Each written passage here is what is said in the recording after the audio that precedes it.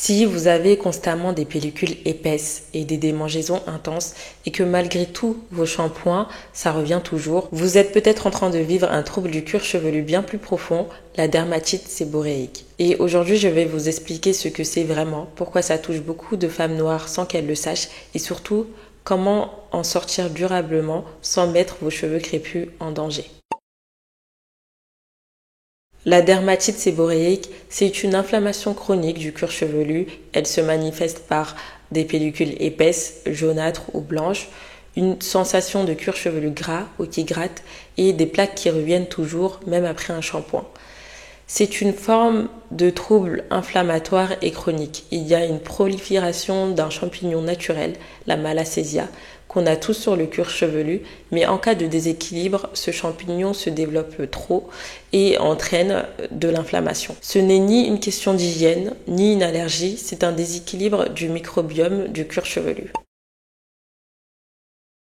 Beaucoup de femmes noires vivent avec une dermatite séboréique sans le savoir parce que premièrement, on la confond avec de simples pellicules. Deuxièmement, le cuir chevelu n'est pas toujours visible à cause des coiffures protectrices. Et troisièmement, il y a une banalisation des démangeaisons et des pellicules dans notre communauté. On finit par vivre avec comme si c'était normal.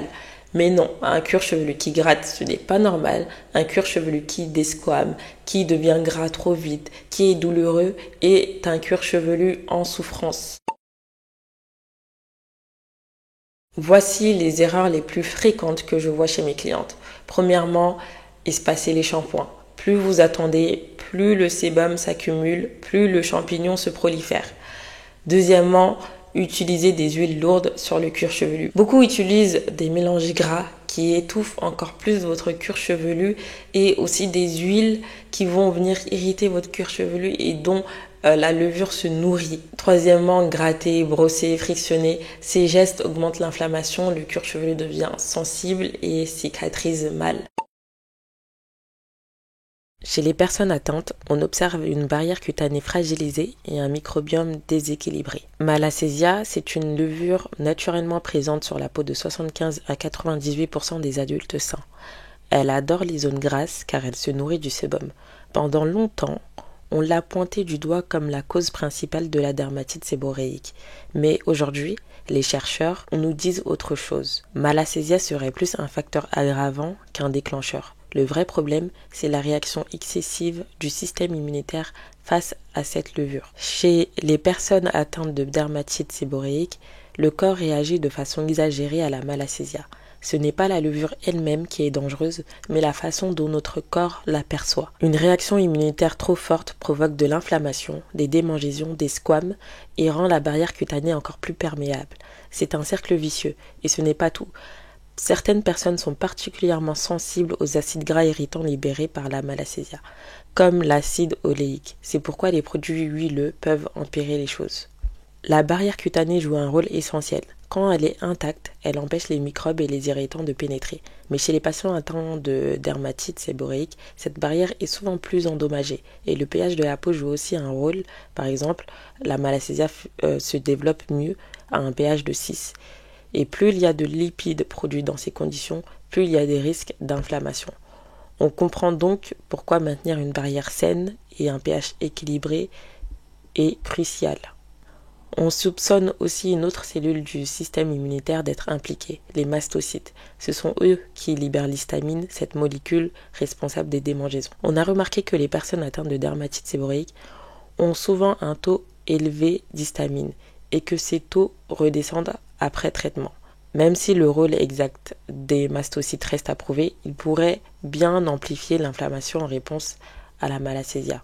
En résumé, la dermatite séboréique est une maladie où barrières cutanées, immunité et microbes interagissent en profondeur. Le but, ce n'est pas seulement de tuer les levures, mais surtout de calmer l'inflammation et de réparer la peau. C'est là que réside la clé d'un cuir chevelu sain.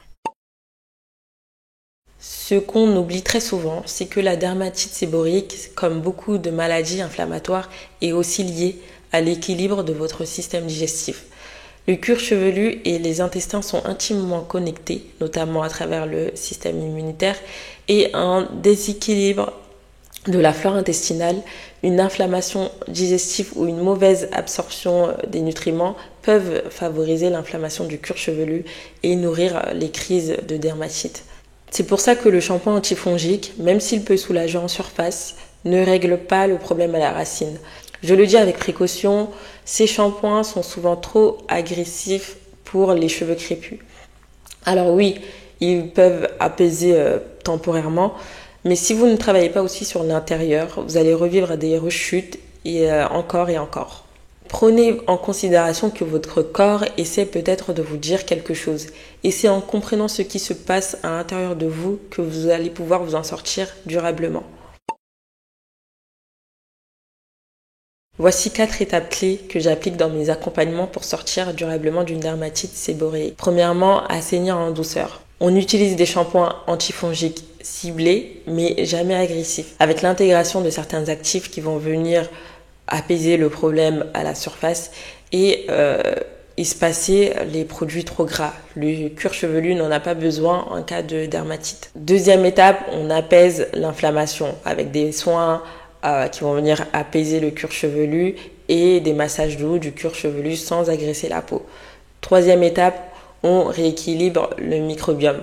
On va travailler sur la fréquence de lavage, l'hygiène des coiffures protectrices et le rinçage des produits. Également, on évite les produits contenant de l'alcool, des parfums et des huiles essentielles agressives. Quatrième étape, travailler l'interne. On cherche à corriger les carences. On agit sur le stress qui est un déclencheur et on va soigner la santé intestinale car le cuir chevelu en est souvent le reflet. La dermatite séborréique n'est pas une fatalité, c'est simplement un trouble qu'il faut venir traiter en profondeur. Pour aller plus loin, je vous invite à me contacter par mail, je vous le mets en description. C'est tout pour moi pour cette vidéo. Likez la vidéo si elle vous a plu, abonnez-vous à la chaîne si ce genre de sujet vous intéresse. Pour ma part, je vous dis à très bientôt.